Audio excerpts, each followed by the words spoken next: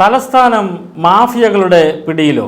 തിരുവനന്തപുരത്ത് സഹോദരങ്ങൾക്കൊപ്പം ഉറങ്ങിക്കിടന്ന 2 വയസ്സുകാരിയെ തട്ടിക്കൊണ്ടുപോയി.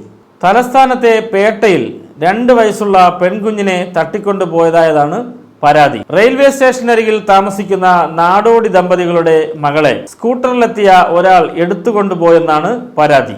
പേട്ട ഓൾ സെയിൻസ് കോളേജിന് സമീപത്ത് വെച്ചാണ് സംഭവം. അമർദീപ് റബീന ദേവി ദമ്പതികളുടെ മകളായ മേരിയെയാണ് കാണാതായത്. കഴിഞ്ഞ ദിവസം പുലർച്ചെ 1 മണിയോടെയാണ് സംഭവം. സഹോദരങ്ങൾക്കൊപ്പമാണ് കുട്ടി ഉറങ്ങിയിരുന്നതെന്ന് മാതാപിതാക്കൾ പറഞ്ഞു. സംഭവ സമയത്ത് ഒരു ആക്ടിവ സ്കൂട്ടർ സ്ഥലത്തെത്തിയതായി റിപ്പോർട്ടുണ്ട്. 2 പേർ ചേർന്നാണ് കുട്ടിയെ തട്ടിക്കൊണ്ടുപോയതെന്നാണ് സംശയം. പേട്ട പോലീസ് കേസെടുത്ത് അന്വേഷണം ആരംഭിച്ചിട്ടുണ്ട്. സ്കൂട്ടറുകൾ കേന്ദ്രീകരിച്ചാണ് അന്വേഷണം പുരോഗമിക്കുന്നത്. CCTV ദൃശ്യങ്ങൾ ഉൾപ്പെടെ പരിശോധിച്ച് വരികയാണ്. നഗരത്തിൽ മുഴുവൻ പരിശോധന നടക്കുന്നുണ്ടെന്നും പോലീസ് വ്യക്തമാക്കിയിട്ടുണ്ട്.